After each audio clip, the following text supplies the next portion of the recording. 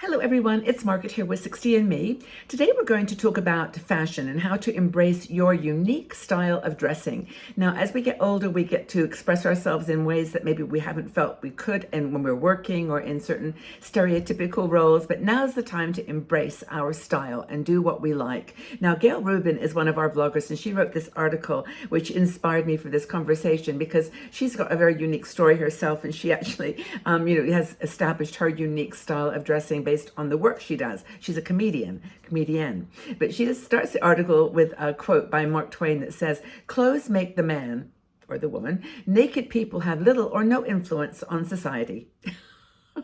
Which is, it is the first thing we see. It is what we associate, our stereotypes and our sort of associations with what people are wearing. So wardrobe does lead to happiness and self-love. We wear clothes to make us feel good. It's a pleasure principle. We want to look and feel good on the outside. Maybe we are trying to influence what other people think of us, but it's really, as we get older, I think a matter of just being comfortable and wearing what you love.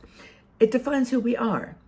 I had a very interesting conversation with one of our people, our sisters on Patreon, and we talked about QVC and why we shop. I don't actually shop at QVC anymore because I don't get it on my television. Don't have a television. But anyway, if you have a TV and you're watching QVC, why are you watching that? And we went through various conversations about, well, it's because we're lonely and we get to sort of chat with people that we see people talking and it's kind of a social environment. But really, at the heart of it, I think, is the reality that we're trying to find our unique style. We're trying to find that perfect outfit, that perfect top, that perfect color that matches who we are as we grow older. And I think it's a really wonderful opportunity. Now, don't try to, one of the things Gail says is don't try to sort of fit in, dress unique. Go back to your memories of childhood. Remember when you were a child, how did you dress? What did you love wearing? Obviously we look at the pictures of toddlers who, as they're learning to dress themselves, they put the craziest combinations on because they just choose what they like. They choose the colors they like and put things on backwards or upside down or, they just play. And I remember my son, when he was little, would always wear two different color shoes. A red shoe on one foot, black shoe on the other foot. It's just his style. And actually my grandson now does this too. I don't know what it is about shoes and different color shoes, but anyway, I always wore scarves and wraps. I always have to wrap myself up in scarves, and that was one of as a child, I just had lots and lots of material. I love textiles, always have. So that was kind of my thing. But now it's hats. And it's also jewelry. And I was actually going to show, just while we're rambling here, show you some of my favorite necklaces, because this is one of my things. This is what I have decided is my unique style. I don't have hardly any tops that are flowers or stripes or, patterns. They're all solid colors like this. And I put necklaces on to embrace them. And actually, accessories are one of the biggest things you can do. We'll talk about that later, to actually enhance and define your style. You can wear all black or all white or all whatever color you love most, and then accessorize with hats and scarves and necklaces. So this is one of my favorite necklaces. I purchased this one online. It was a purchase. I saw it on someone else, followed the trail like you do, found where she purchased it, and went out and bought it. But I actually made this one myself. This is just a little beaded necklace with Polaris beads and various other beads. That's one that I love, purple, of course. I also did this one. I make most of my own beads, actually, to be honest now, and I just love to do it as a hobby as well as a way of accessorizing my fashion. This one actually is another one that I put together. I love these rainbow beads. They're just so pretty and so fun. And you can wear them with everything. So there's a purple in there somewhere. But another one I purchased was one, this is a mango, I think. And it's one of my kind of exotic necklaces. But, anything that's kind of conversational or interesting. I just love jewelry to talk about who I am and what I believe in and how I feel. This one I would wear on sort of a more formal day, but it could certainly go with this top. And then finally, the one that it's not my favorite necklace. How can you choose your favorite child? But this one I bought in Zermatt. And I just love this necklace. Can you see it? It's just gorgeous. I love it. It's got like material or something there, and then it's got a glossy cover. I don't know how she made this or whoever made it. It's gorgeous.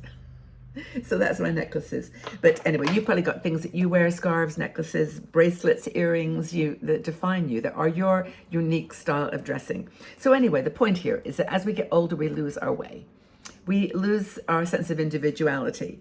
What was your style when you were young? Tell us, share in the comment section below. What did you love to wear? Has that come back now as you've gotten older? Well, the bottom line here is it's never too late to rediscover your style. You may feel frustrated or lost or just confused about what to wear, and maybe not feeling that you really know what your style is or what you love to wear anymore. But here's some tips that Gail gives us that you might want to consider. First thing, well, this is one that I really, really love, is find a style muse. Find someone who you like the way they look. Get magazines or look on the online, but also look out in the world. When I go out into the world and just walk around, go to a coffee shop or just walk the streets or get on a train, I notice people are wearing things that are just like, that's just good. And sometimes I'll even go up to them and tell them that. I did this in Lucerne once. It was like this woman. She was wearing a floral sweater. And it was floral, but she had stripes down the side of it. It was like a stripe and floral, which is such an interesting combination. And I went up to her and said, "Oh my gosh, I love your sweater." And she looked at me and said, "Oh, it's so old." I thought, yes, because I didn't say this, but it's because you love it. It's you. It looks great on you. It's perfect. Anyway, compliments are good. But anyway, consider style muses. Pick, as I said, the accessories, the rings, the earrings, the necklaces that make you smile. I can hardly show my jewelry without smiling. I just love it. And if that doesn't make you smile, then choose something that does. Maybe you like a stone or a small necklace or different kinds of earrings instead. Don't wear necklaces, but whatever makes you smile. Choose the right colors. This is an important one because if you choose the right colors for your changing skin tone, your changing skin texture, and your hair. I actually was looking back at some pictures and I actually did go blonde about 15, 20 years ago. And my hair is, I was gray starting in my 30s. So I went blonde early, but my hair is naturally brown. It's a mousy brown, and that's my hair color. But this is me. This is the color that I'm matching, the purples, the pinks, the cool colors. And I do like warm as well, the peachy, salmon, turquoise colors. I love those too. But choose those right colors that complement your skin, your hair, and your eyes. Consider a color consultant or a beauty consultant or a color consultant. I actually, as you probably remember from a video I did a little while ago, I actually hired a 30 franc or like $30 stylist to pick some clothes for me. It was such an adventure and I had a good time. I did a video on it and she came back with some ideas, and most of them actually I really liked them, lacking a bit of color, but there were some scarves and anyway, but use a consultant. They're not that expensive if you go onto Fiverr or probably YouTube somewhere or online somewhere. Consider color consultants and fashion consultants. They can be helpful. Find signature pieces, as I've mentioned, and these are Gail's ideas. Be bold in your choices. Necklaces if they suit you, other things if they don't. Create your own sense of what works for you, and don't worry about anybody else. If you want to wear rainbow colors, wear rainbow. If you want to wear all black, wear all black. Honestly, I don't know how many times I have to say this because here we are at 60andMe. It says it in the title, 60andMe, your relationship with being 60.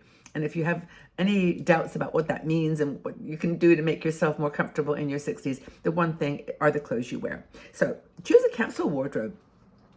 Maybe give away everything else and just choose a capsule wardrobe that is actually suited to you. I actually pretty much in that respect have one. Black bottoms, color tops that usually have 3/4 length sleeves, scoop neck or V-neck. That's pretty much it. And my necklaces are like colors to match the tops. And my shoes are super simple. They're like, I think they're Clark's, or there's a brand called Medicus, which do super comfortable leather shoes. Hats, my berets, that's it. Honestly, we are pretty much uncomplicated. So how do you prefer to dress these days? What is your unique style? Have you been able to preserve it over the years, or has it changed dramatically in the last few years? Please leave your comments in the section below. Let's have a chat with each other, encourage each other to just be ourselves and embrace our personal and unique style of dressing. If you enjoyed this video, please do me a favor and like it, give it the thumbs up, and please subscribe to the channel if you haven't already. If you are interested in a smaller group conversation, because this is a big community now, we do have live shows and exclusive videos for our Patreon supporters, and we would love to have you there. Honestly, I cannot tell you enough how amazing the women are in that group. And we get together, we talk, women are meeting, they're going on cruises, they're getting together for coffee in their areas. It's just such a great direction if you're looking for just a more personal chat, because it's hard to just have a conversation here. But anyway, patreon.com is our /SixtyAndMe. Okay, everybody, well, have a really wonderful day. I wish you all the happiness in the world. Know that I love you and respect you and appreciate you very, very much. Take really good care, everybody. Have a lovely day. Take care.